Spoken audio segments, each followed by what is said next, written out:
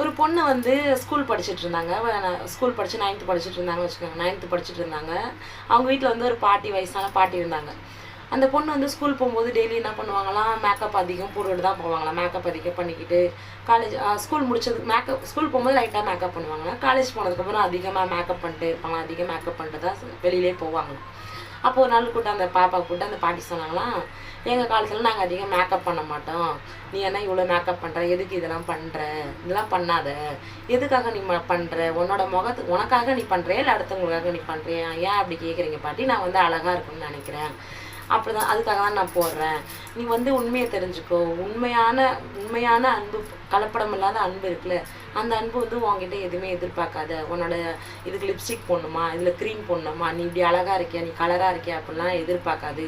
நீ எப்படி இருந்தாலும் அந்த நிலைமையிலே உன்னை ஏற்றுக்குதுல, அதுதான் உன்னோட உண்மையான அன்பு. நீ எதையுமே நினச்சி ஏமாந்து போய் விழுந்துடாத அப்படின்னு சொல்லி அட்வைஸ் பண்ணாங்களாம். நான் வந்து உங்களுக்கு ஒன்று சொல்கிறேன். அப்போ உள்ள காலத்தில் வந்து காது இருக்கா காதுக்கு தோடு போடணும், மூக்கு இருக்கா மூக்குத்தி போடணும், நெத்தியில் பொட்டு வச்சுக்கணும், முடி இருக்கா முடியை தலை சீவி கட்டிக்கணும், கை இருக்கா வளையல் போடணும், இவ்வளோ தான் அப்போ உள்ள. கால் இருக்கா கொலுசு போட்டுக்கணும்.